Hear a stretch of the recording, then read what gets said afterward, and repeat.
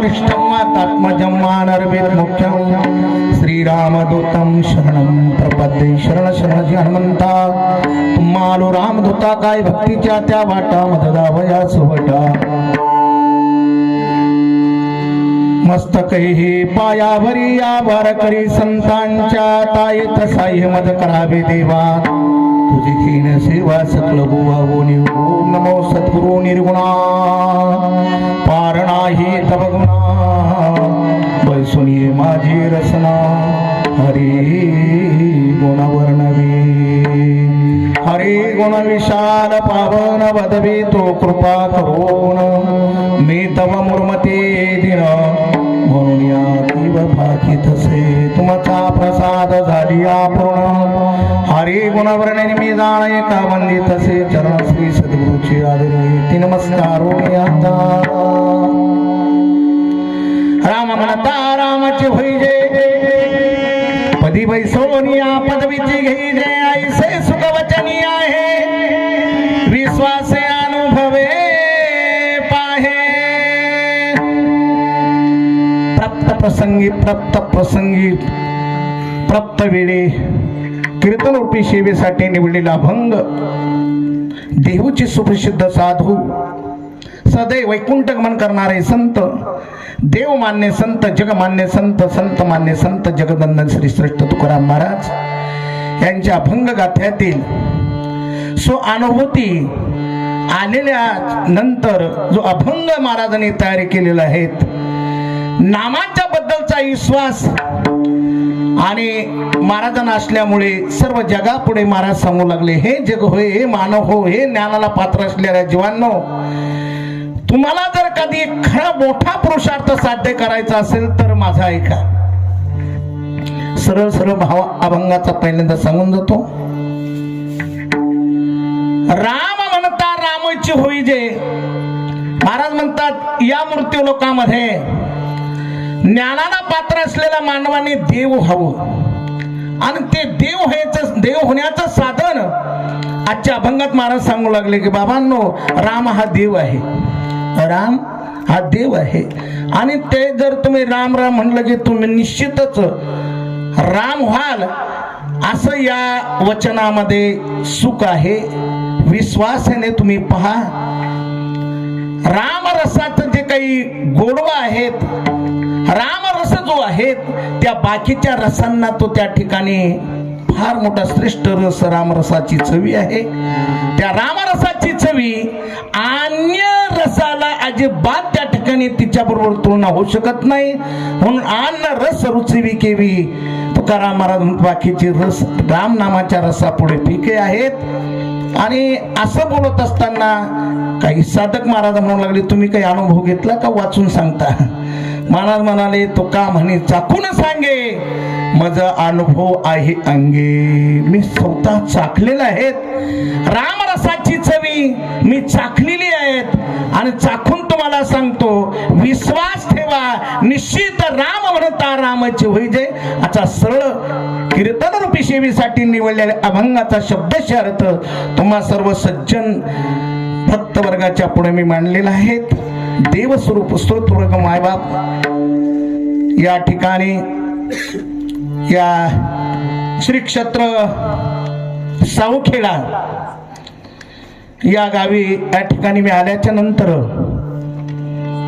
मला असं वाटत नाही की मी आज सावखेड्यामध्ये आहे आल्याच असं वाटलं की नक्कीच आळंदी क्षेत्रावर मी आहे असं गोडसं वातावरण तुम्ही या ठिकाणी तयार केलेलं आहे दिव्य आणि भव्य हा मंडप सप्ताहाचा दिलेला आहे त्याचप्रमाणे अधिष्ठान श्री भगवान शंकराचा आहे आणि जागृत देवस्थान आहे करुणावरणालय आकारण करून करुणावरणालय भगवान पंढरीशी परमात्मा भगवान भोलेनाथ यांच्या कृपेने संपूर्ण ग्रामदैवत भगवान हनुमंतराय सर्वांच्या आशीर्वादाने दिव्य आणि भव्य हा अखंड हरिनाम सप्ताह प्राचीन काळाचा हा सप्ताह आहे वर्ष लिहिलेले काय 17वा वर्ष आहेत मला असं वाटतं पहिल्यांदा 2-3 वर्षाच्या काळामध्ये 3 दिवस त्रिदिनी कार्यक्रम असायचा त्या कार्यक्रमामध्ये माझी उपस्थिती होती. मी या ठिकाणी येऊन कोणती तरी सेवा 3 दिवस करायचं मला वाटतं, पारायण करत असेल किंवा रामायण अशा पद्धतीने करत होतो, आता काही ज्ञात नाही. पण अशी असलेली सुंदर या ठिकाणी सेवा मी केलेली आहेत आणि त्या भोलेनाथाच्या मनामध्ये, त्या भोलेनाथाच्या कृपेने आज सुद्धा 17व्या वर्षाच्या कार्यक्रमामध्ये भगवान भोलेनाथाने मला या ठिकाणी पाचारण केलं म्हणलं तरी चालेल बरं का. कारण त्याचा फोन आल्याशिवाय तुमचा फोन येऊ शकत नाही. त्याचा फोन तुम्हाला आला आणि मग त्यानंतर मला फोन लावला. आणि आजचं जे कीर्तन आहेत, कीर्तनाची सुद्धा फार परंपरा आता वेगळी वेगळी झालेली आहेत. सौजन्याने कीर्तनाची त्या ठिकाणी सेवा सुरू झालेली आहेत. म्हणून आजच्या कीर्तनाची सौजन्य सेवा, कीर्तनाची सेवा ज्यांची आहेत त्यांचे परम मित्र आदरणीय श्री हरिभक्ती परायण साहेबराव महाराजच म्हणता येईल, त्यांना चेअरमन म्हणतात. अशा पद्धतीने त्यांच्याकडे ही सौजन्याची सेवा माझ्याकडं त्यांनी सोपवलेली आहेत. त्यांच्यातर्फे ही सेवा आहेत. अशा पद्धतीने या ठिकाणी गावकरी मंडळीचा फोन आल्यामुळे मी या ठिकाणी काहीच विचार केला नाही. मला सावखेड्याच्या महादेवाजवळ आपली तारीख आहे. मग असं विचारलं नाही सप्ताहाचा पहिला दिवस आहे का 3रा दिवस आहे. मला सेवा मिळाली ना महादेव बाबाची, फार छान झालेलं आहेत. असं या ठिकाणी आल्याच्या नंतर आनंद वाटला. सर्व देव स्वरूप असलेले सर्व या ठिकाणी गायनाच्या क्षेत्रातील फार मोठी उंची गाठलेली मंडळी या ठिकाणी पाहिल्याच्या नंतर आनंद वाटला. श्री हरिभक्तपरायण आमचे सोमेनाथ महाराज असतील, त्याचप्रमाणे प्रमोद महाराज, त्याचप्रमाणे आपल्या गावाचे सुपुत्र संतोषजी महाराज जाधव फार लांबून आलेत. मला पता लागला त्यांचे की ते कार्यक्रमासाठी फार दुरून आलेत. त्याचप्रमाणे आपल्या गावातील ज्येष्ठ श्रेष्ठ भगवान महाराज असतील, सर्वच आणखी त्या ठिकाणी पाठीमाग भक्त मंडळी आहेत. आमचे आसाराम भक्त असतील, त्याचप्रमाणे इकडं विनेकरी बाबा आपल्या गावातलेच आहेत. त्याचप्रमाणे फार मोठे चोपदारकी करणारे 2 चोपदार या ठिकाणी आहेत. मृदंगाची साथ करणारे हरिभक्ती परायण निवृत्ती महाराज हे मृदंगाची साथ करण्यासाठी आहेत. गोडशी साऊंड सिस्टीम आहेत. त्याचप्रमाणे पेटी मास्टर श्री हरिभक्ती परायण आपल्याच जवळचे ज्येष्ठ भजनी विट्याचे आमचे कृष्ण महाराज उपस्थित आहेत. आणि माझ्याबरोबर आलेले माझे परम मित्र श्री हरिभक्ती परायण विश्व हिंदू परिषदचे फार मोठे जिल्हा प्रमुख अशा प्रांताचे, आपल्या सर्व महाराष्ट्र प्रांताचे विश्व हिंदू परिषदचे कार्यकर्ते श्री हरिभक्ती परायण रंगनाथजी महाराज गाडेकर माझ्याबरोबर आलेले सर्वच माता भगिनी या ठिकाणी पुन्हा पुन्हा सांगा वाटतं की पंच प्राण आरत्या घेऊन देव स्त्रिया येती. अशा एकाच वस्त्रामध्ये सुंदर देवस्त्रिया या ठिकाणी उपस्थित आहेत. बसलेल्या कोणी सर्वच भक्त मंडळी, कोणी जनाबाई, कोणी मीराबाई, कोणी सखूबाई, अशा पद्धतीने सर्वच माता भगिनीच्या चरणावर मस्तक ठेवतो. सर्व पुरुष वर्गांच्या चरणावर मस्तक ठेवतो. या ठिकाणी आमचे जुने माणसं सर्वच पाहिल्यानंतर आनंद वाटला. केशव नाना असतील, भरत आमचे गुरुजी असतील, भरत गुरुजी, सर्वच मंडळी, अगदी आमचे साहेबराव महाराज, एक तुकाराम महाराजांच्या मंदिराचे अध्यक्ष ते मागे बसलेत. ऐकायला येतं का? विठाला विठाला विठाला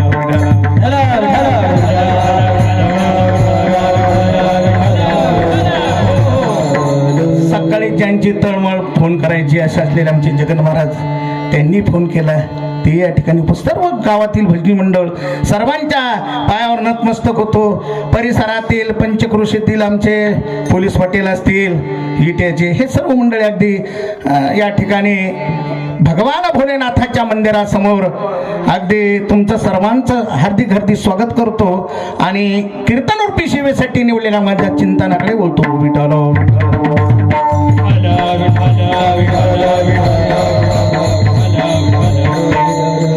तसेच फार मोठे वारकरी आपले त्रिमक भाऊ तेही उपस्थित आहे, तुके महाराज, वा वा, गोड गोड अशा पद्धतीने सर्व मंडळी अगदी पूजनीय आहेत.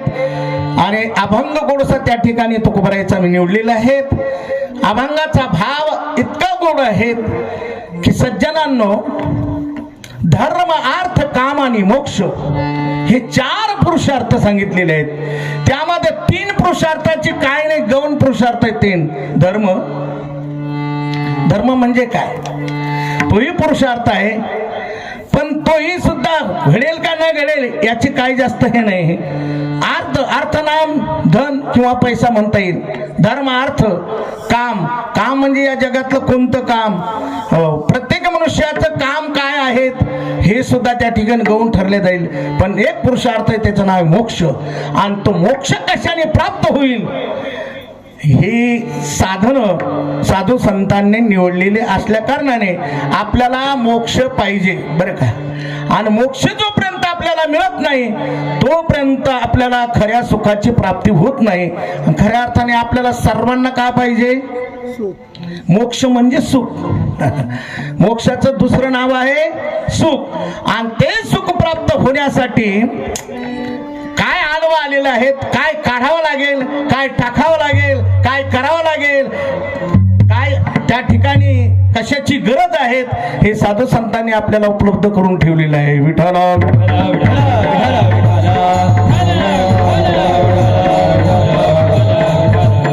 माझ्या ज्ञानोबारायांनी मोक्षासाठी फार मोठा ज्ञानाचा ग्रंथ करून ठेवला. मी तुम्हाला नेमकं सांगतो, ज्ञानाविना मोक्ष नाही हा सिद्धांत. मोक्ष जर पाहिजे असेल तर ज्ञान पाहिजे. आणि ते ज्ञान कोणतं पाहिजे, ज्ञानाचे प्रकार आहेत. ज्ञानातल्या ज्ञानी वेगळा, अज्ञानातला ज्ञानी वेगळा. आणि परत पुन्हा खरं ज्ञानी, जे खरं ज्ञान कशाला म्हणतात, ते ज्ञान पैगा बरवे जरी मनी आठी आणावे तरी संताया भजावे सर्व सुसी. म्हणून संताजवळ जे ज्ञान आहेत ते ज्ञान, त्या ज्ञानानेच आपल्याला मोक्ष मिळू शकतो. अन्यथा मोक्ष मिळत नाही. आणि प्रत्येकाला गरज आहे सुखाची, मोक्षाची. विठ्ठला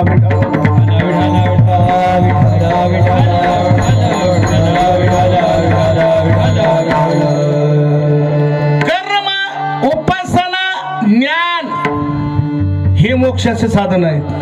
पुन्हा ऐका, कर्म उपासना आणि ज्ञान हे 3 जे असले त्रिकांडात्मक जे असलेले सर्व कोणतं ज्ञानेश्वरीमध्ये लिहिलेले आहेत. कर्म कशाला म्हणतात, उपासना कशाला म्हणतात, ज्ञान कशाला म्हणतात.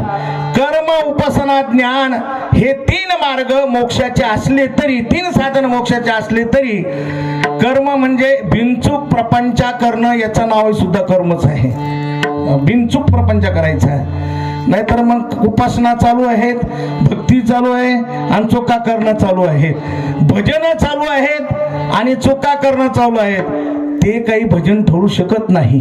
मासी संगे जेवी अन्न देवी सुख देती भोजन, देती सुख देती भोजन, देवी सुख देती भोजन. मासी संगे जेवी अन्न देवी सुख देती भोजन, देवी भोजन, देवी सुख देती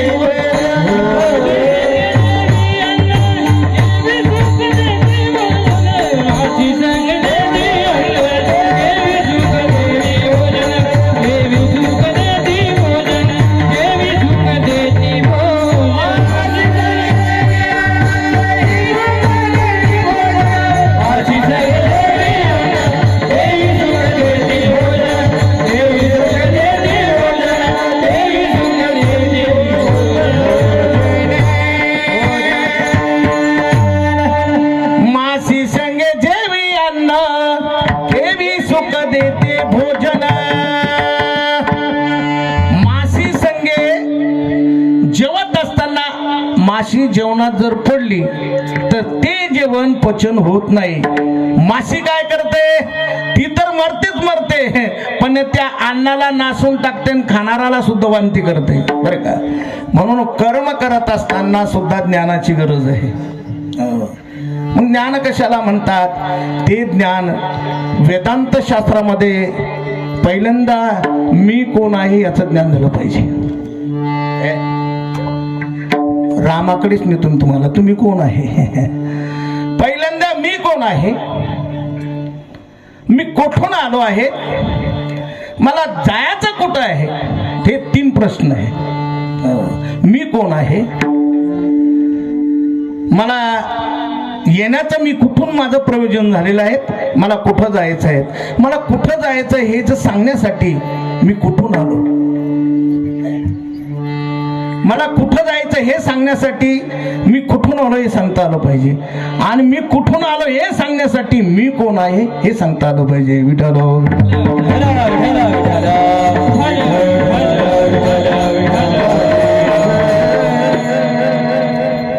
खर तर या सृष्टीच्या अगोदर तुम्ही विचार जर केला तर फक्त सर्व ब्रह्मस्वरूप आपण आहोत. आताही सुद्धा एकी दिवशी चंद्र सूर्य धरती आकाश गेल्याच्या नंतर बाकी तत्व ब्रह्म उरते. आणि हे ब्रह्म ज्या वेळेला त्याला इच्छा निर्माण होते त्यावेळेला ते 3 गुणाच्या निखाऱ्यातून 3 गुणाचे असलेल्या सात्विक गुण, राजस गुण आणि तामस गुण, या तामस गुणापासून भगवान परमात्मा त्याला इच्छा निर्माण झाल्यावर आकाश निर्माण करत आहे. कुठून आलोत आपण, आपण ब्रह्म आहे. पण ब्रह्माला इच्छा निर्माण झाली, ब्रह्माला इच्छा निर्माण झाली, तेथे इच्छा ही कुमारी झाली, मग ते कामाच्या तारुण्य आली आणि तेथे द्वेषीची मांडली वराडी. काय म्हणतात ज्ञानोबा आहे, विच्छा परमात्म्याला निर्माण झाली, विच्छा नावाची मुलगी तरुण्यात आली, तारुण्यात, आणि तिच्या बरोबर लग्न लागलं. कोण नवरदेव आहे हो, द्वेष.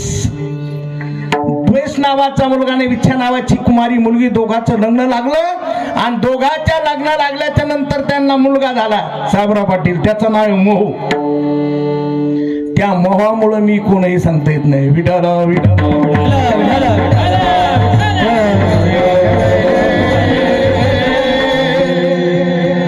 खरे तुम्हाला सांगू का, ज्या बीजाच्या अंकुरामध्ये विकार असेल, आकार आणि विकार, आकाराला कोणी आणलं तर विच्छाने हे जगा आकाराला आणलेलं आहे. त्याला एक प्रमाणे बघा, पहिले कोठेच नव्हते काही, पहिले कोठेच नव्हते काही, पहिले कोठेच नव्हते काही, पहिले कोठेच नव्हते काही, चंद्र सूर्य तारा नाही, चंद्र सूर्य तारा नाही, चंद्र सूर्य तारा नाही, चंद्र सूर्य तारा नाही, अवघे शुद्धचे होते पायी, अवघे शुद्धचे होते पायी, अवघे शुद्धचे होते पायी, अवघे शुद्धचे होते पायी, अवघे तेरे तेरे ते, अवघे तेरे तेरे ते, अवघे तेरे तेरे ते, अवघे तेरे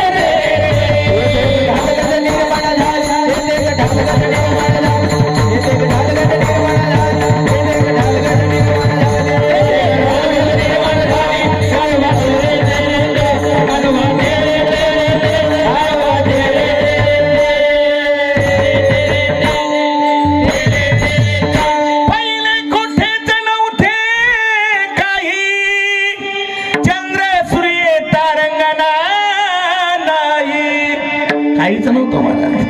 चंद्र नाही, सूर्य नाही, तारांगणा नाही, अवघे शून्यच होते पाही कानोबा. तेरे ते ते, तेरे ते म्हणजे नपुसक लिंग, ते म्हणजे एकटं ब्रह्म होतं महाराज. आणि म्हणून त्या ब्रह्माला इच्छा निर्माण झाली. तिलाच अनादि अंबिका म्हणता येईल, तिलाच आदिमाया म्हणता येईल. अनादि निर्गुण प्रगटली भवानी, अनादि निर्गुण प्रगटली भवानी, महिषासुर मर्दना दारुणी, महिषासुर मर्दना दारुणी, बाबाजी कराव्या धाडणी, बाबाजी कराव्या धाडणी, भक्तांनी रूपावशी निर्वाणी, भक्तांनी रूपावशी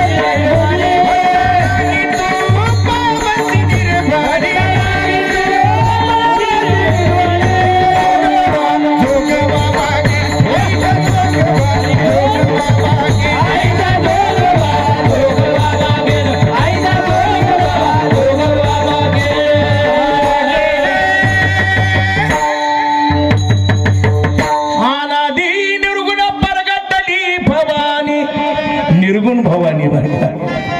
बरेचसे शब्द आहे महाराज, बरेचसे अभंग आहे आपल्या नाथबाबाने केलेले आहेत. निर्गुण निराकार दादा, तिचं गाव कोणतं आहे? त्या भावानी तर निर्गुण निराकार दादा माहूर माझे गाव,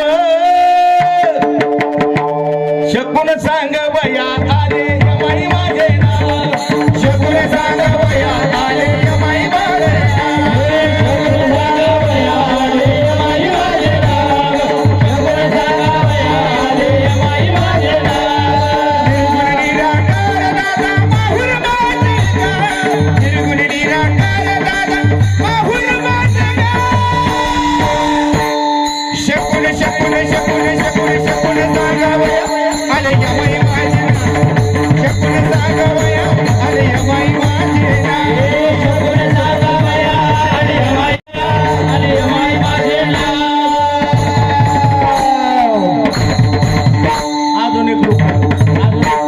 रूपक आहे. निर्गुण आहे निर्गुण. सगुण गुण माया आली कोलाटीने खेळाया, सगुण गुण माया आली कोलाटीने खेळाया, सगुण गुण माया आली कोलाटीने खेळाया, सगुण गुण माया आली कोलाटीने खेळाया. आणि ती माया कानोबा तेरे तेरे ते पुढे ती माया तेथे एक डालगच निर्माण झाली, तिने पाय एवढी.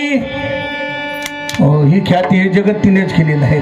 तिने पाय एवढी ख्याती केली, अमरपुरास म्हणे इंद्राधिकास म्हणे बावली, अमरपुर तिची घरकुली. तिने बापाची दादल्या केला, बापच नवरा केला तिने.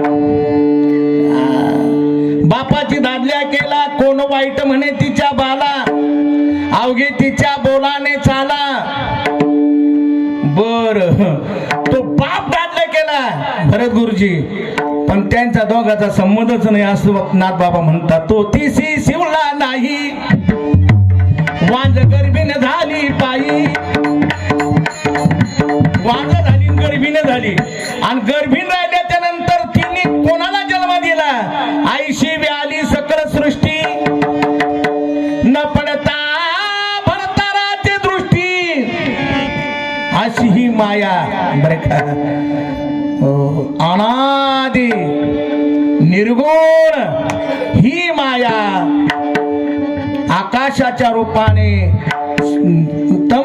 तमगुण नावाच्या असलेल्या तमगुण विकारामधून आकाश निर्माण झालं. ऐका, आकाशापासून वायू निर्माण झाला, वायूपासून तेज निर्माण झालं, तेजापासून जल निर्माण झालं, जलापासून पृथ्वी निर्माण झाली. हे पाच तत्व अगोदर, याच्या अगोदर जे निर्माण झालं तर त्याचंच नाव आपल्याला या ठिकाणी घ्यायचंय. आज वेदाने त्याचं वर्णन केलेलं आहे. या जगाच्या अगोदर मायाच्या आणि ब्रह्मामध्ये एक आवाज झाला, निराकामरा जे अहंकार झाला, त्यामध्ये माझा पिंगा जला मला, निराकाराशी घेऊन आला. आवाज झाला, आवाज नाही,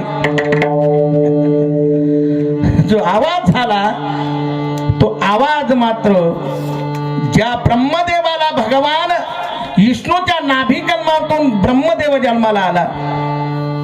जन्माला आल्याच्या नंतर त्याने चारी दिशाला पाहिलं, त्याला काहीच समजायला तयार नाही. चार मुंडके त्याला तयार झालेत, काहीच समजायला तयार नाही. पण ज्या वेळेला दोन दैत्य त्या विष्णूच्या कानाच्या मळापासून तयार झाले आणि ब्रह्मदेवाला त्रास देऊ लागले. मग ब्रह्मदेव कासाई झाला, आणि कासाई झाल्याच्या नंतर तो म्हणू लागला मला कोणी निर्माण केलं. मग त्यावेळेला एक आवाज आला, ओम तत्सत. त्याला वाटलं हे जप आपण करायला पाहिजे. मग तो जप जपला कोणी? ब्रह्मदेवाने. तो जप जपल्यामुळे त्याला ज्ञान झालं. बरं का, तसं त्या जपाचा आणखी असलेला अनुवाद कोणी त्याला ओम म्हणत, कोणी त्याला ओम नमो भगवते वासुदेवाय म्हणत, कोणी त्याला राम म्हणत. विठ्ठल विठ्ठल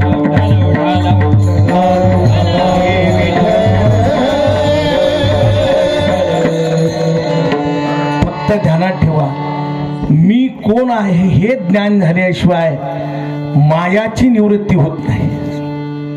आणि आम्ही तुम्ही जे भजन करतोय, आमचं तुमचं जे काही जप अनुष्ठान चालू आहे, हे मायाला धरून चालू आहे. त्याच्यामुळे आपल्याला औषधीचा गुण येत नाही. लक्षात ठेवा, औषधीचा गुण काय येत नाही. औषध आपण घेऊ लागलो, पण माया मिश्रित औषध आपल्याला माया धरून आपल्याला काय म्हणायचं. काही माणसाला आपण विचार कसं काय चाललं, ते म्हणून आपलं दोन्ही चालू आहे, परमार्थ चालू आहे, परपंच चालू आहे. होईन ते एकच, परपंच होईल तर परपंच परमार्थच होईल. दोन्ही पेवाबरी ठेवू दाता हात होय अभगात शरीराचा. सज्जना हो, एक तर विषय देव झाला पाहिजे, एक तर विषय राहिला तर देव होऊ शकत नाही. विषय राहिला तर देव होऊ शकत नाही. विषय देव झाला पाहिजे. विडाला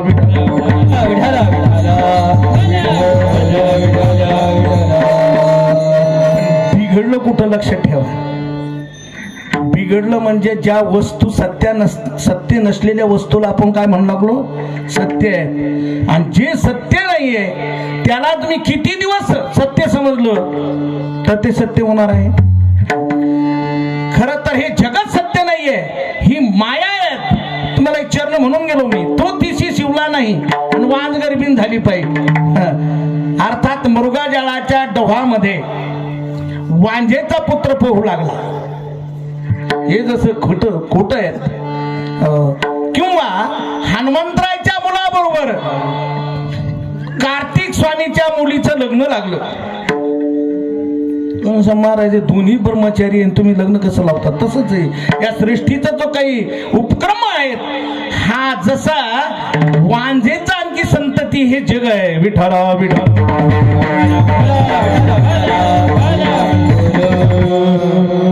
आकाश तत्वापासून पंचतत्व निर्माण झाले. बरं का, आपल्याला जी भय वाटत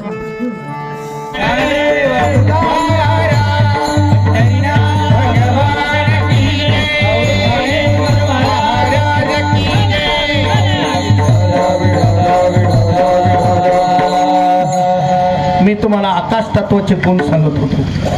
आकाश तत्वाचे किती गुण आहे? 5 आहे. काम, क्रोध, मोह, लज्जा आणि भय.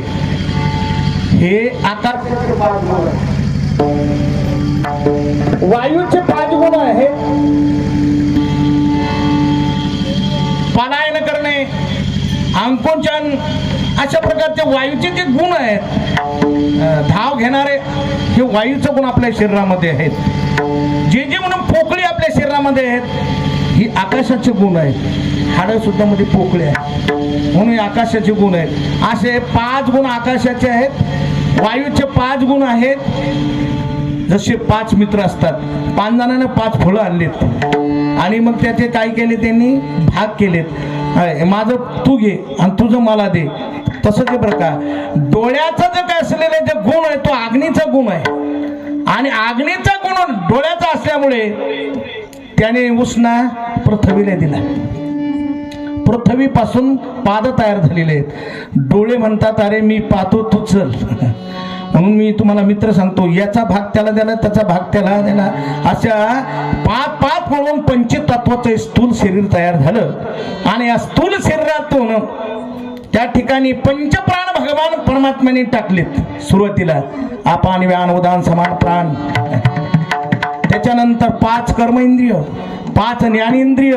अशा पद्धतीने हा मनुष्य देहाचा पुतळा भगवंताने निर्माण केव्हा केला? पहिल्यांदा 84 लक्ष जीवनी तयार केले आणि ते पाहिल्यानंतर समाधान झालं नाही. आणि म्हणून पंचतत्वाचं हे शरीर निर्माण केलेलं आहे. पंचतत्व की भीत बनाई, पंचतत्व की भीत बनाई,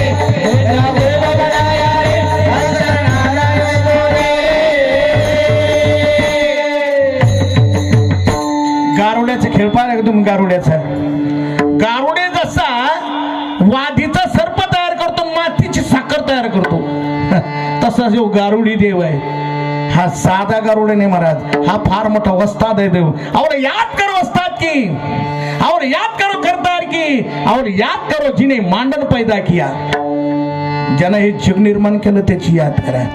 आओ नहीं देखो खेले का था उसे नाम न था, नाम तो दर्द में नहीं पैदा हुआ, चल चल चल चल चल चल चल अवल तो एक, हे पंचकरण मर अवल तो एक, 102, 200, 300, 300, 400, 405, 525 बनाया है. सो गुरु गरुड़ को याद है, ये देखो कैसे खेल बनाए है. जसं महाराज हे खेळ बनवला, पण हा सारा दिसणारा खेळ आहे ना, हा रज्जू सर्पाकार आहेत. रज्जू सर्पाकार भास येले जगडंबर, भास येले जगडंबर, भास येले जगडंबर. रज्जू सर्पाकार भास येले जगडंबर, भास येले जगडंबर, भास येले जगडंबर. चाभंग स्वरूप मंदिरी होते मी खली माया सांजवेळी, माझे तुझे चालताचा हुली मोह बटुंग धरली करंगुली. संध्याकाळची वेळ आहे, दृष्टांतात येतो तो खूप आहे. एक माऊली डोक्यावरती शेतातून येत असताना डोक्यावर टोपली आहेत आणि त्या चालत असताना संध्याकाळची वेळ आहे, थोडी झापड पडलेली आहे, त्याला काय म्हणतो आपण चारी सांजा. अशा माया सांजेच्या वेळेला ही मायाची सांज आहे बरं का महाराज. आणि मग काय चालता चालता तिला एक दोरी दिसली नाडा, आणि इतकी डचकली ती, म्हणाली सर्प, आणि ते टोपलं फेकून जेच पळायला लागली. बाकीचे तिचे मागचे जे होते ने तिचा पती होता दोघची दुःख पळत सुटले गावात. गावात आल्याच्या नंतर साप साप साप, काही काही माणसांनी जर पाहिलं ना महाराज त्याला दिसतच राहत, त्याला काय म्हणतात दाद्रपान. ती बाई तर म्हणे माझ्या मागच आला. मग कुठे आहेत म्हणाली, इकडे मागे गेला. कुठे गेला? उतरंडीत गेला. त्या उतरंडी फोडल्या, कुठं सापडाचाच पत्ता नाही. मग बाकीच्यानी कंदल लावले, म्हणे तू कुठं पाहिला होता? मग चला पाहिला, मी जिथं पाहिला होता तिथं दाखवते. म्हणून बॅटरी घेतल्या, कंदी घेतल्या, ते जिथं तिने पाहिला होता तो सर्प तिथं गेल्याच्या नंतर काय दिसलं? दोरी. रज्जू सर्पाकार बासिले जगदंबर. हे तुम्हाला कशा करता बोलतो मायबाप हो? अरे नसलेला त्या ठिकाणी दोरीचा साप आहे, आणि कधी कधी न झोपलेल्या माणसाला त्याच्या मानसिक मनामधलं ताण कठीण वर का महाराज. असं म्हणतात अमेरिकेमध्ये एका माणसाला फाशीची शिक्षा झाली. शिक्षा झाल्याच्या नंतर बाकीचे लोक जवळ जे असतात ना ते शिपाई लोक, ते म्हणे आता तू उद्या काय ना आज काय मरणारच आहे बरं का. पण म्हणे आम्ही तुला एक सांगतो, आता आम्हाला तुला असं मारायचंय, सर्पदंश करून मारायचंय. सर्पाच्या त्या ठिकाणी लक्ष आलं, मग सर्पदंश करून मारायचंय. तुम्ही कसं मारणार? मग त्याने घोडा आणला आणि त्या घोड्यावर तो नाग सोडला. नाग सोडल्यानंतर त्याने दंश केल्यावर ते घोडं तडफडून हातपाय पडून गतप्राण झालं. गतप्राण झाल्याच्या नंतर तो म्हणे बाप रे, हे तर फार भयानक विषारी सर्प आहे. मग त्यांनी काय केलं, त्याच्यावर साप नाही सोडला, त्याला म्हणे तुला सर्पानेच मारतो, पण त्याच्यावर उंदीर सोडला. उंदीर संतोष महाराज त्या उंदराने त्याला चाव घेतला. उंदराने कुठं माणसं मारतात का? पण याला वाटलं मला सर्पच जाऊन झाला. हा अगदी त्या ठिकाणी सर्पाच्या भयानेच मरण पावला बरं का. तसंच आहे हो, सर्प नाही उंदरानं त्या ठिकाणी तावा घेतल्यावर त्याला सर्प जाऊन झाला म्हणून त्यांनी प्राण सोडला. सांगायचं तात्पर्य तसं मनाचा असलेला जो काही भाव आहे, कधी कधी माणसाला मनाचा भाव त्या ठिकाणी मरणाला कारणीभूत ठरतो. म्हणून सांगितलं मनाच्या ठिकाणी फार मोठी शक्ती आहे महाराज. मन काढा रे प्रसन्न सकळ सिद्धीचे कारण. सांगायचं म्हणजे त्या ठिकाणी त्या बाईने त्या दोरीवर भात झाला तिला, तर त्याच अनुवाद नाथ महाराज करतात. माझे तुझे चालता चाहुली मो भुजंग धरेली करंगुली लोभ सर्पडंकला करू काय. हा देह तुमचा नाहीये, हा देह पंचतत्वाचा आहे. देह हा पाचाचा आणि लावूस लेके जावा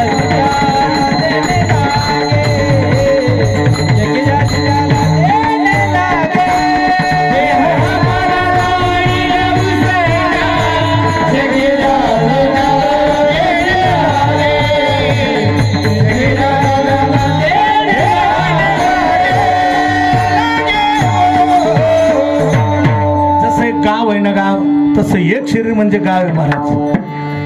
आणि या गावाचा पाटील कोण आहे? आत्मधनी नावाचा पाटील आहे. आत्मधनी पाटील भावा, मनाजी पाटील चालवी गावा, बुधब्या सेट्या बळकट राभा, घरात बसली असे आवा खेळबी पोर. हे गावच आहे बरं का. मनाजी पाटील, आत्मधनी पाटील फार मोठा श्रीमंत आहे, पण त्याला असं वाटलं ही जमीन मनाजी पाटलाकडे लावून द्या. काही माणसं देऊन ते गो ठेकेना जमीन, नाही तर पाटील लावून देतात. म्हणून मनाजी पाटलाकडे दिली. मनाजी पाटील आघाऊ ते म्हणे आपण काय काम करणार का? त्याने बुधबे शेट ठेवला गुमस्त. बुधब्या शेट्याला मात्र त्याच्याकडे ही जमीन दिल्यावर महाराज ते काही नीट राहिलं नाही. म्हणून पंचतत्वाचा हे गाव आहेत. अरे या शरीराला माझं म्हणण्यामुळं किती दिवस भजन केलं तर आपल्याला राम होता येणार.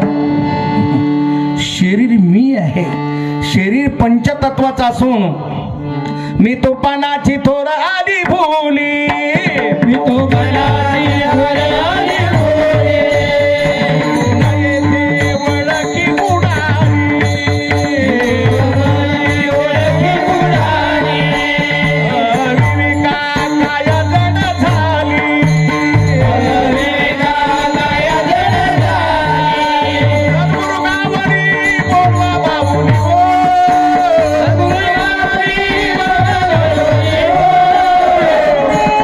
गारुडी बोलवा बाबुली हो,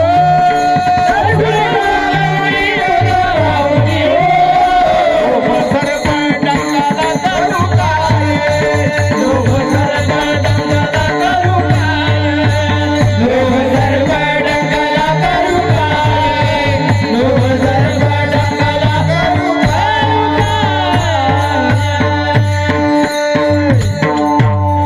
शरीराला मी म्हटल्यामुळं शरीराचा लोभ आपल्याला झाला आणि लोभ नावाचा सर्पदंश झाला.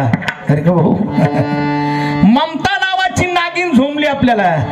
आई रे भाई आई, ममता नागिन तो आई, ममता नागिन तो डंक मारा, ममता नागिनी तो डंक मारा, छन न न न न न न न न कहने लगा, भागो रे भाई भागो, दौड़ो रे भाई दौड़ो, गुरु के चरण पर दौड़ो, ऐसा करो गुरु के पाव कब न छोड़ो.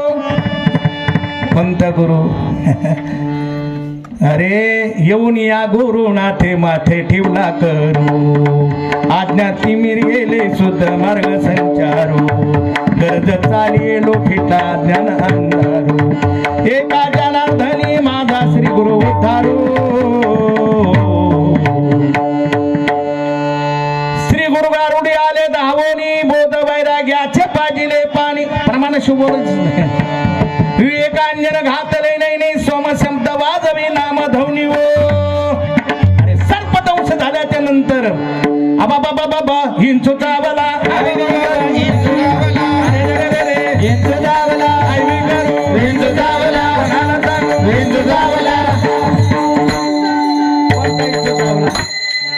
अरे हेच इंचू कठीण आहे महाराज. बाकीच्या ना आपल्याला सर्वांना चावला असत नाही, ह्या विश्वामित्राला सुद्धा चावला, विश्वामित्राला चावला. अजून व्यासाच्या बापाचं नाव काय? कामाजी कोतवाल याने नाडिले बहुतासी, कामाजी कोतवाल याने नाडिले बहुतासी, हराचे अब्रो घेतो भय नाही त्याचे, हरिहराचे अब्रो घेतो भय नाही त्याचे, जमदाग्न तुवास नाडिले मान मान ऋषी, जमदाग्ने क्रोधाजी फौजदार तो हा मिळाला त्याची, तुहार माय बाप तुहार मी तो काया पुरीचा, तुहार माय बाप तुहार मी तो काया पुरीचा, हे तुहार माय बाप तुहार मी तो काया पुरीचा, तुहार माय बाप तुहार मी तो काया पुरीचा. अरे हरिहराचे अबरून घेतो भय नाही त्याची, कामाजी कोतवाल हे इच्छू चावला बरं का. अग्नी दुर्वास नाडिले महान महान ऋषी, क्रोधाजी फौजदार तोही मिळाला त्यासी. मग याला काय करायचं? सद्गुरु आला मग त्या सद्गुरूने थापणा मारल्या. ता कुठं आला म्हणाले इच्छू आता पोलीस पाटील म्हणते की नाही आपण आता काय नाही थोडं थोडं इथं राहिलं. किंचित राहिली फणफण आहे का नाही. सत्तू उत्तऱ्या येऊन अवघा सारीला तमगुण. किंचित राहिली फणफण शांती केली जनार्दने. बाबा खऱ्या अर्थाने आपल्याला हे काम क्रोधाचे विकार आहे हे कुत्तडी आपल्याला देवाच्या मंदिराकडे जाऊ देत नाही. विठाल विठाल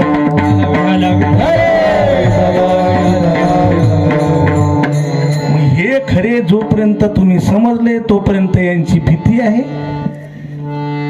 म्हणून हे पंचतत्वाचा सर्व पसार आहेत आणि याच्यामुळे आपण या शरीराला सत्य समजल्यामुळं सत्य शरीराला समजायचं आणि मग देवाचं भजन करायचं. बरेचसे माणसं महाराज शरीराचा सांभाळ करून मग देवाचं भजन. पण इथं साधू संत सांगतात तुका म्हणे जवबरी नाही निरसिला देह तवबरी अवघे संसारिक. तुम्ही पारमार्थिकच नाही तुकाराम महाराज म्हणतात. जोपर्यंत तुम्ही शरीराला माझं म्हणता देणचा देहाचा निराश होत नाही संतपण मिळत हाटी हिंडता कपाटी राणीवणी. हो संत पण तुम्हाला मिळू शकत नाही. तुम्ही फक्त लावा गंधा हे इथून तर तिथलं वा लोक म्हणता या महाराज. पण जोपर्यंत महाराज शरीराचा निराश होत नाही शरीर जोपर्यंत सत्य समजलं जात नाही. बरे शरीर सत्य न समजण्याचं कारण काय आहे ते सत्य नाहीच आहे.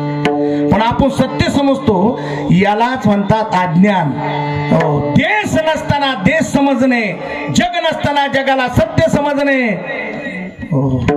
म्हणजे ही माया आगवटीत खटपट करणारी देश नसताना देश दाखवणारी काल नसताना काल दाखवणारी माया ही जोपर्यंत निराश होत नाही मुक्ताबाईचा अभंग आहे. माया नो रे जेव्हा विश्व ब्रह्म होईल तेव्हा. अरे माया जोपर्यंत तुम्हाला सत्य वाटतंय तोपर्यंत तुम्हाला ब्रह्मदृष्टी नाही. ऐका ज्याला अलंकार दृष्टी आहेत त्याला सुवर्ण दृष्टी नाही. एका म्हातारीने काय केलं म्हाताऱ्याला म्हणे तुम्ही काय करा पुरी एवढ्या काम करतात म्हणे त्याला सोनं घेऊन या ना. 1000 क्विंटल कापूस होत होतं त्या म्हाताऱ्याला. किती 1000 क्विंटल. म्हातारा म्हणे आपल्याकडे पैशाला काय काय मी घेऊन येतो सोनं. घेऊन या आपल्या सोनाला म्हणा 4 सोनं होत्या 4 सोनाला सोनं घेऊन या.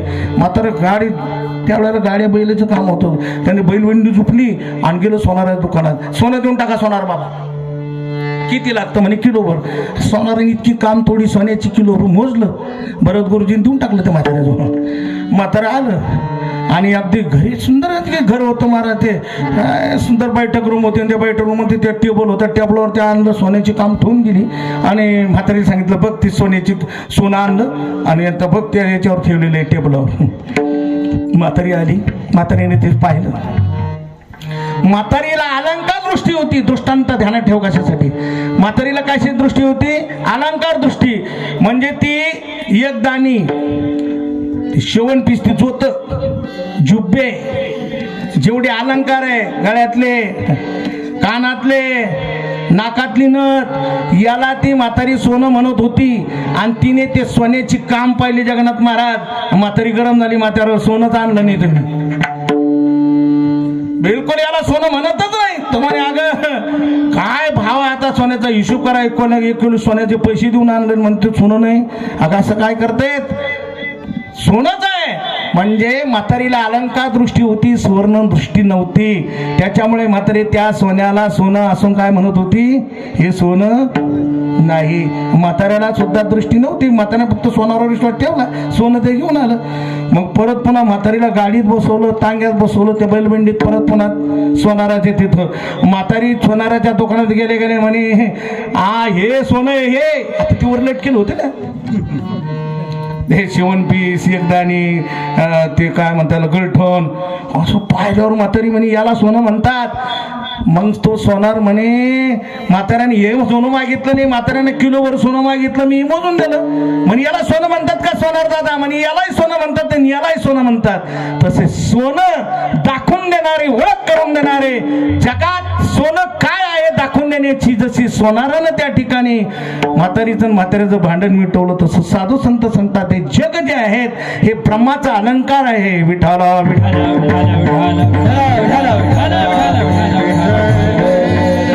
म्हणून हे ज्ञान ब्रह्मसत्य आणि माया मिथ्या हे ज्ञान झालं की मग मोक्ष मिळतो. आत्ताशी आपण मोक्षापर्यंत आलो.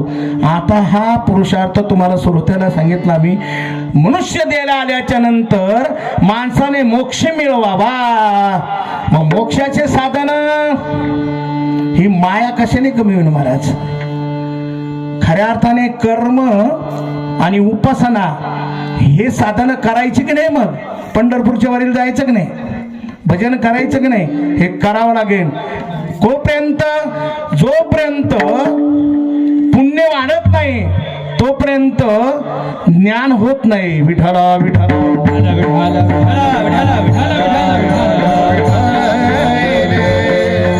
आणि पुण्य कशाने होत? पुण्याची गणना कोण? पुण्याची गणना कोण? पुण्याची गणना कोण?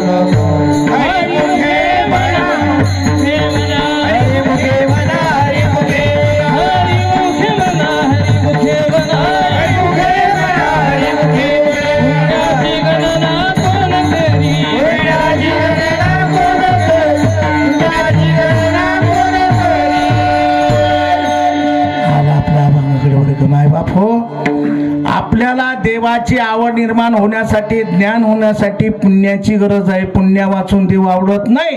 आणि ते पुण्य करण्याचं साधन कर्माने सुद्धा पुण्य होतं पण ते कर्म आपल्याकडून बिनचूक होत नाही. म्हणून कर्म हे जे अवघड आहे. आता कर्म तुम्हाला सांगू लागलो केव्हापासून.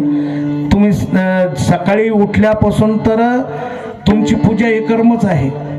जेवण करेपर्यंत तुम्हाला कसं कसं जेवायचं हे सुद्धा कर्म आहे. झोपेतून उठल्यापासून तुमचं कर्म सुरू झालंय. अन्नपूर्णावरून पाय खाली टाकला की मंत्र आहे. येईल का तुम्हाला? बसणे देवी काय श्लोक येतो मला येते लक्षात येणार. समुद्र वसने देवी पर्वतस्थळ मंडले विष्णू. हे श्लोक मला येणार. तुम्ही कधी माणसाला मी पाठ असून विसरलो. समुद्र वसने हो देवी. समुद्रापासून पाण्यापासून ही पृथ्वी वसली असा श्लोकाचा अर्थ आहे. आणि म्हणून तुम्हाला पाय जर खाली ठेवायचा कर्म अंतरुणावंत पृथ्वीला नमस्कार करायचा आहे श्लोकाने. स्वच्छला जायचं तर मंत्र. तिकून आल्याच्या नंतर कानामध्ये ते ब्राह्मण लोकांचे असतात ना ते जानवं त्याने तिकडून काढून इथं का सर्वाला जानवं सांगितले महाराज आपल्याला सुद्धा. पण आपलं कर्मच चुकलेलं आहे. सारं चुकलेलं आहे आपलं. आणि म्हणून ते कानात गुतवायचं. तिकून आल्यावर पायावर पाणी घ्यायचं. कर्म कर्म कर्म कर्म. स्नान करायचं. स्नान करताना बोलायचं नाही. नाहीतर सारं फल चालल्या जातं पुण्याचं महाराज. नाही तर आंघोळी करता करता काही माणसं शाद्यात येत. हो म्हणजे कर्म चुकतंय. आंघोळ करण्याने पुण्य होईल पण आंघोळ मौन धरून करायचं पोलीस पटेल. नाहीतर पुण्य चालल्या जातं. जेवताना सुद्धा कसं जेवावं. डावा हात पाळतीला लावायचं नाही जेवायच्या पात्राला. आणि लावला तर पुन्हा सोडायचं नाही. 5 घास घेईपर्यंत दाताला लागू द्यायचं नाही. तो तसाच गिळून घ्यायचा. वगळीवर लावायचं वगळीवर. हे कर्म आहे. एक होईल का आपल्याकडून? म्हणजे कर्म उपासना कशाला म्हणतात? देवाचा उपास काही महिना उपास करतात की नाही? याला उपासना म्हणतात. किंवा देवाचं भजन करणं यालाही उपासना म्हणतात. कर्म उपासना आणि ज्ञान या तिन्हीने मोक्ष प्राप्त होतो.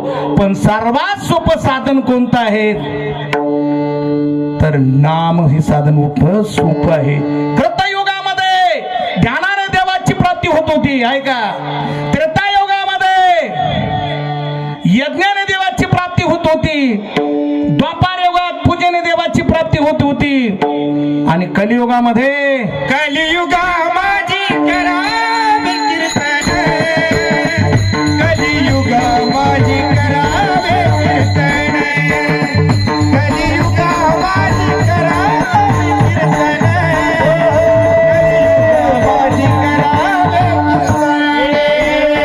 कलियुगा माझी करावे कीर्तन. कलियुगा माझी करावे कीर्तन.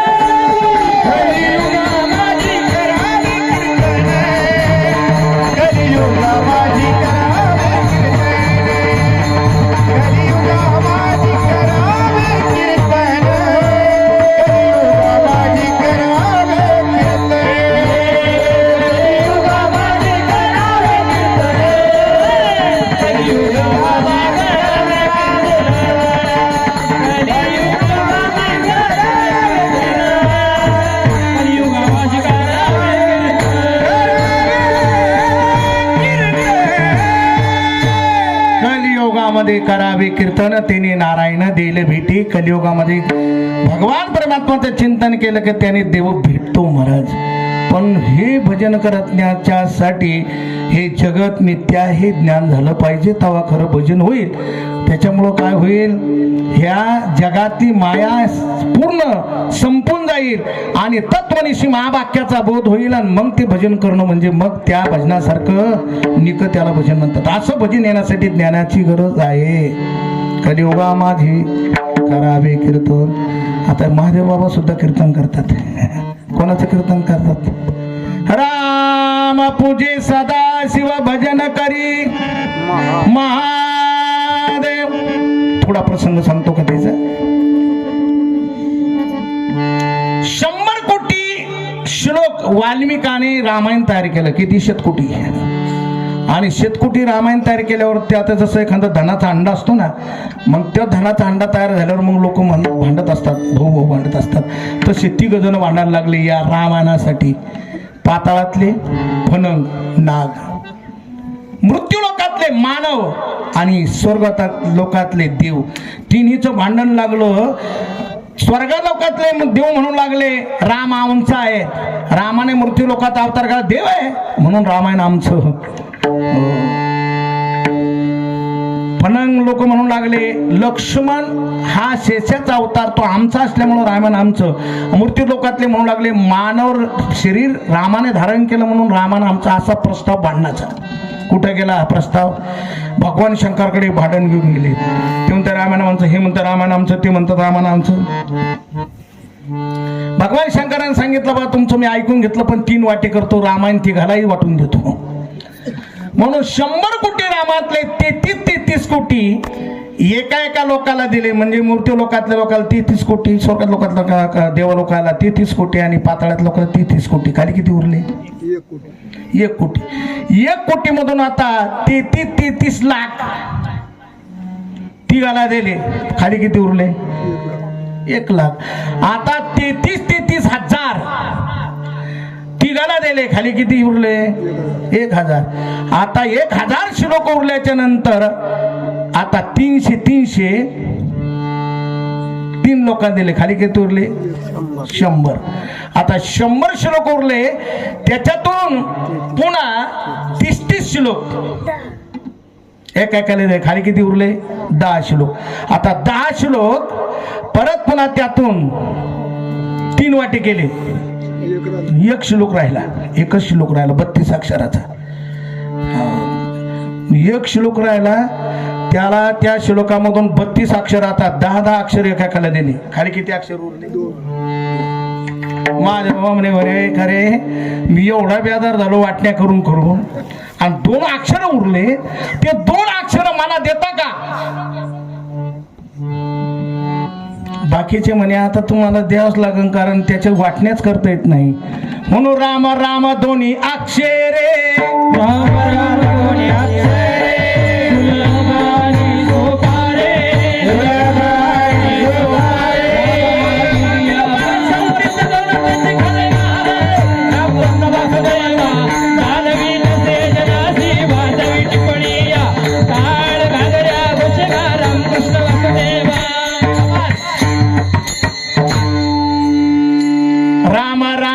अक्षरे सुलभानी सोपारे, जागा मागील पारे, शेवटीचे गोड त्याची खरे गा. हरे राम कृष्ण वासुदेवा, जानविषयी धनाशी वाजवी चिंपुळिया, टाळ घागरिया घोषे, हरे राम कृष्ण वासुदेवा.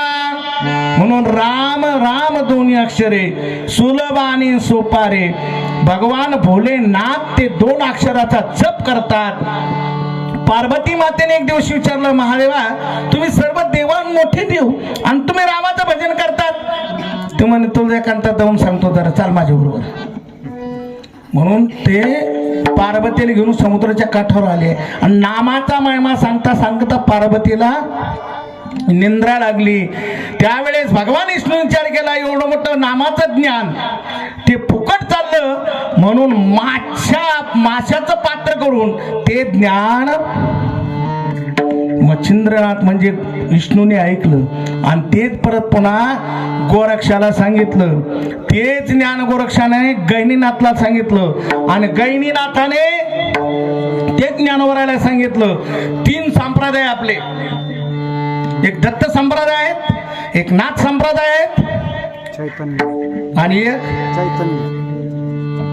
तुम्ही थोडं सांगाल ना, किती संप्रदाय सांगितले? एक नाथ संप्रदाय, दत्त संप्रदाय आणि एक तिसरा आहे चैतन्य संप्रदाय. तिन्ही संप्रदायाचा मंत्र काय आहेत? गोरक्षनाथाने गहिनीनाथाला जो मंत्र दिला तोच निवृत्तीनाथाने ज्ञानोबरायला दिला. बाबा बालछंदो या भंगामध्ये मंत्र दिला रामकृष्ण हरी. ज्ञानोबरायला निवृत्तीनाथाने रामकृष्ण मंत्र दिला आणि तुकोबरायला मंत्र दिला रामकृष्ण हरी. मंत्र दिला रामकृष्ण. बाबाजी आपुले सांगितले, बाबाजी आपुले सांगितले, बाबाजी आपुले सांगितले, बाबाजी आपुले सांगितले. मंत्र दिला रामकृष्ण हरी. मंत्र दिला रामकृष्ण हरी. मंत्र दिला रामकृष्ण हरी. तिन्ही गुरु परंपरेचा मंत्र आहे रामकृष्ण हरी. राम राम दोन्ही अक्षरे. आणि हा मंत्र कसा जपायचा, एवढं चिंतन करायचं, एवढं चिंतन करायचं तुकोबरायच्या एका प्रमाणासारखं. ती आळी असते एक भिंतीला, त्याला भिंगरेटी नावाची आळी म्हणतात आणि त्या भीतीला ती त्या ठिकाणी घरटं करून बसलेली असते. पाहिले का तुम्ही भीतीला? आणि एक भुंगटा येतो बाजूला आणि तो भुंगा काय करतो, तिला दररोज टोचा मारतो आणि मग त्या आळीला चिंता लागते, आता भिंगटा येईन मला टोचा मारी. म्हणून ती त्या भयाने त्या भिंगट्याचं चिंतन करता करता तिला पख फुटतात आणि ती आळ्या उडून जाते. तसंच महाराज राम राम दोन्ही अक्षरे हे जर जपले तर काय होईल? राम झाल्याशिवाय राहणार नाही. कारण राम राम दोन्ही अक्षरे हे जर भजन सतत जर केलं तर याच्यासाठी एक दृष्टांत सांगतो, मग लगेच तुम्ही विचारणार होतो. आपलंच ज्यावेळेस हनुमंतराय दुर्णगिरी पर्वत घेऊन येतात किंवा रावणाची शक्ती लक्ष्मणाला लागलेली असते आणि तो सुषणमध्ये सांगतो रातोरात जो कोणी त्या ठिकाणून वल्ली आणेल दुर्णगिरी पर्वतावरून हनुमंतरा तो दुर्णगिरी पर्वतच उठून आणतात. आणि ज्या वेळेला तो दुर्णगिरी पर्वत घेऊन चालला त्यावेळेला भरताने पाहिलं कुठं अयोध्येतून, अरे अरे माझ्या रामावर तर काही संकट घेऊन चाललं नसेल हा वानर, म्हणून भरताने असा पान मारला बिनटोकाचा आणि तो पान राम स्मर करत करत आला. भक्ताचा पान सुद्धा राम राम भजन करतो महाराज. आला आला तसंच हनुमंतराला लागला आणि हनुमंतराय त्या बाणासकट खाली आले. आल्याबरोबर ज्यांनी मारला बाण, कोणी मारला? ते म्हणे मी मारला.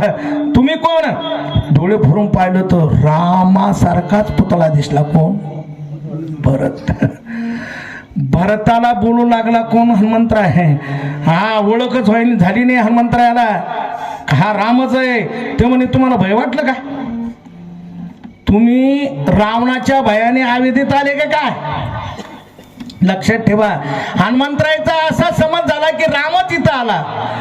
भरताला ते बोलू लागले थोडं तर दम मारायचा होता, मी येणारच होतो, तुम्ही का बरं अयोध्येत आले? पुन्हा पुन्हा जरा गरमच झाले हनुमंतराय, पुन्हा पुन्हा बोलू लागले. त्यावेळेला मात्र भरताने सांगितलं मी राम नाही, पण रामाचं भजन करता करता करता रामाचं स्वरूप मला प्राप्त झालेलं आहे. विठाला विठाला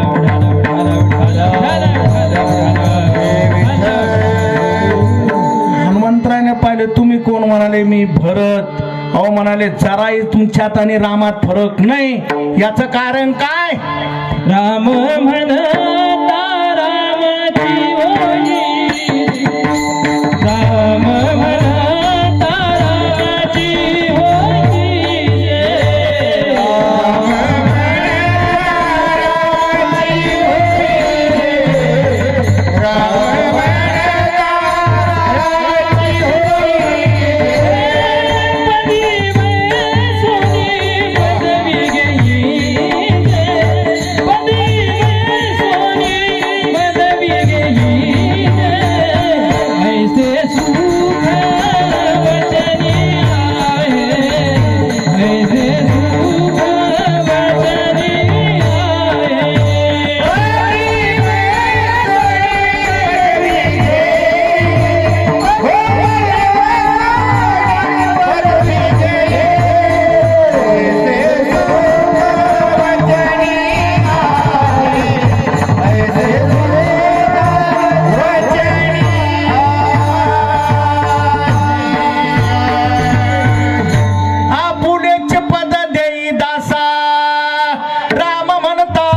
रामाची होई जय. असा एक देव आहे मला, रामासारखा देव नाही. कारण ज्याने राम राम म्हणलं की त्याला आपलं पद देऊन टाकतो राम. भरताने भजन केलं, भरत हा राम स्वरूप झाला. गोविंद गोविंद मनाला गदिया छंद, मग गोविंद ते काया भेद नाही देवा तया. अरे एकदा छंद लागला पाहिजे देवाचा मनाला, आणि एकदा देवाचा छंद जर मला लागला रे लागला, त्या सहित काया बदल होतो महाराज. ब्रह्मरूप होय काया माया जाईल इलया कशाने हो. राम म्हणतात रामाची होई जे. आता मात्र आपल्याला वेळ कमी पडतो महाराज. सांगायचं तात्पर्य की राम एवढं भजन राम राम राम केलं रे, भजन केलं की रामच तुम्ही होणार. आणि पहिले तुम्ही रामच आहे. देवची बरे देवची बरे खरे के पाहत होते. फक्त तुमचं भजन तसं झालं पाहिजे. अरे ज्या संतांनी भजन केलं, नामदेवराय कीर्तन करायचे, आमच्या कीर्तनात लोक ढळढळ झोपा घेतात महाराज, आणि नामदेवरायच्या कीर्तनात देव नाचायचा. नामदेव कीर्तन करी पुढे देवनाथ पांडुरंग. जनी म्हणे नामदेवा बोला भंग, जनी म्हणे नामदेवा बोला भंग. कीर्तन करी पुढे देवनाथ पांडुरंग. जनी म्हणे नामदेवा बोला भंग, जनी म्हणे नामदेवा बोला भंग. नाचा देवाचा गळा पितांबरे. सावध होई देवाचे बोले कबीर. सावध होई देवाचे बोले कबीर.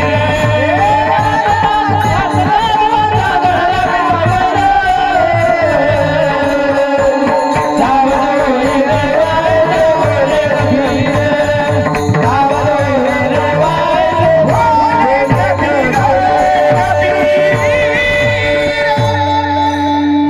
8:30 ते 10:30च वेळ आहे. पण आता तुम्ही कधी भेटणार आहे पुन्हा मला? इतके गोड आवाजाचे स्वामीनाथ महाराज, आमचे पुरमद महाराज, संतोष महाराज, एक एकावन्न बळे. ते म्हणशील मग आता तू काय लावूनच धरतो काय थांबता? अरे बाबा, कीर्तन असं केलं नामदेवराय नाही की त्या कीर्तनामध्ये देव नाचलेत. असं भजन करावं की भजन करता करता एकच तुम्हाला सांगेल, 13 कोटी राम जप झाला ना की ज्या देवाचा तुम्ही जप करता तो देव आपलं स्वरूप दासाला देऊन टाकतो. राम म्हणता रामची होई जे, पदी बाई सुनिया पदवी घेजे. असा हा नामाचा महिमा एक एक जर वर्णन करायचा ठरला मायबाप, पापाचे कळप बळदी पापाचे कळप बळदे बोले. पापाचे कळप बळदे बोले. असं इथे येतात. हो, हरिपाठातलेच प्रमाण आहे बरं का. पापाचे कळप हो नित्य सिद्ध मिळत हरिपाठ जासी, कळी काळ त्याशी नातळती. हो, कळी काळ त्याच्या पुढे दडदड दडदड पळत सुटलं नामधारकाच्या पुढे. आता एकच आहे का, नामचिंतन करत असताना कसं करावं एकच बाजू सांगून जातो. बरेचसे प्रमाण देण्यासारखे आहे. प्रभू रामचंद्राने हनुमंतरायाजवळ अंगठी दिली. अंगठी सीतेचा शोध घेण्यासाठी जातोस ना बाबा, मग सापडल्याच्या नंतर तुला ओळखेल माझी सीता, ही आठवण म्हणून तू त्या ठिकाणी काय कर, तिला माझी आठवण होईल म्हणून अंगठी दिली. हनुमंतराय म्हणतात कशावरून सीता कशी ओळखायची मी? अहो सीता आम्ही ओळखायची कशी? रामरायाने सांगितलं तू सीतेच्या जवळ जवळ गेला की 4-4 मैलावर भजन ऐकू येईल. साहेबराव बाबा काय सांगितलं रामानं? 4 मैलाच्या अंतरावर सीता असेल तिथं तुला भजनाचा चहाळ येईल. म्हणाले काय केलं? साऊंड सिस्टीम लावली असेल का? नाही नाही. अरे तिथले झाड तिथले दगड, तिथले तृण काष्ट पाषाण तेही भजन करत असतील. जिथं दगड भजन करत असतील, जिथं झाडं भजन करत असतील, राम राम म्हणत असतील, तिथं माझी सीता. लक्षात. जनाबाईच्या हाताच्या स्पर्शाच्या गौऱ्या विठ्ठल विठ्ठल म्हणत होत्या. तुकोबराईंच्या पायाची माती श्री विठ्ठल जय विठ्ठल म्हणत होती.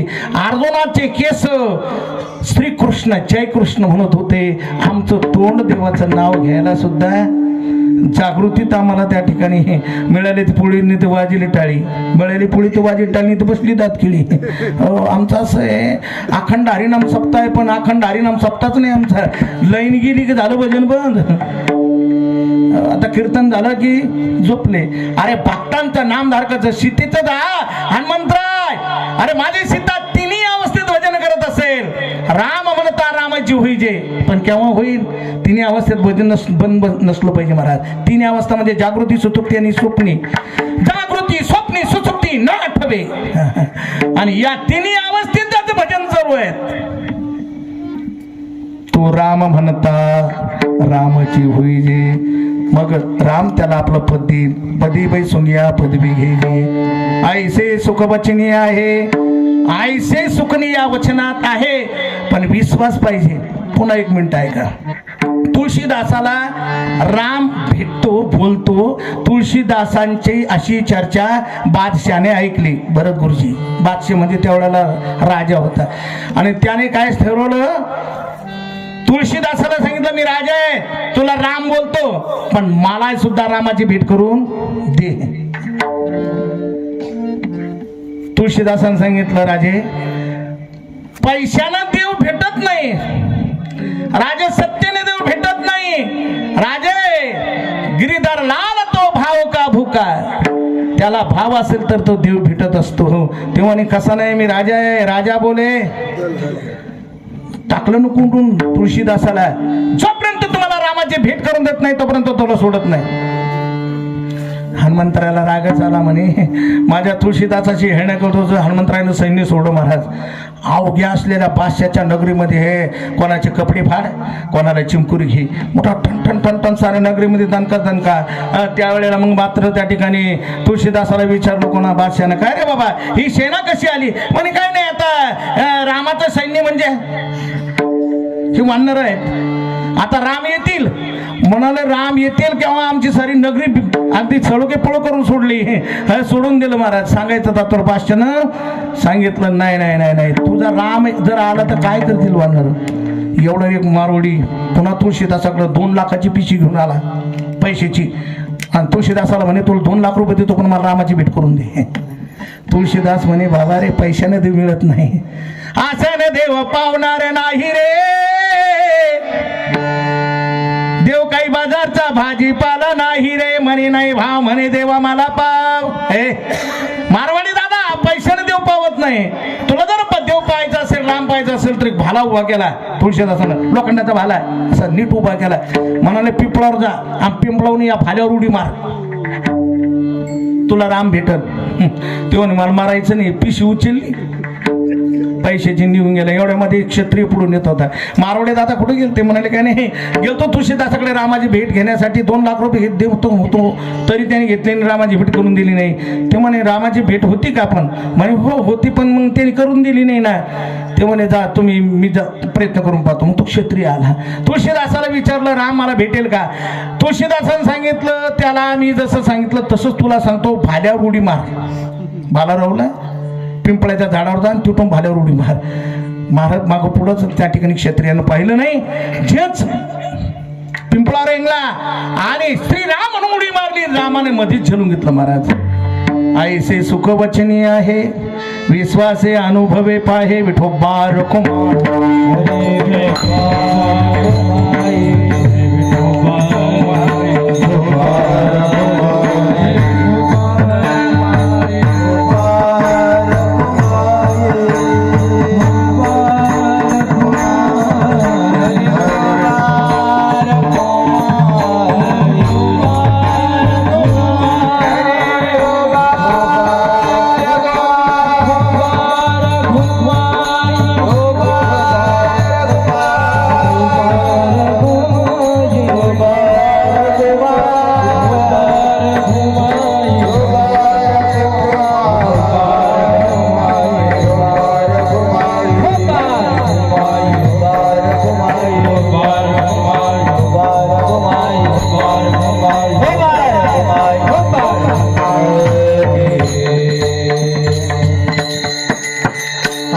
रसाची चवी अनरस रुचवी केवी याचा थोडा भाव धावता सांगतो.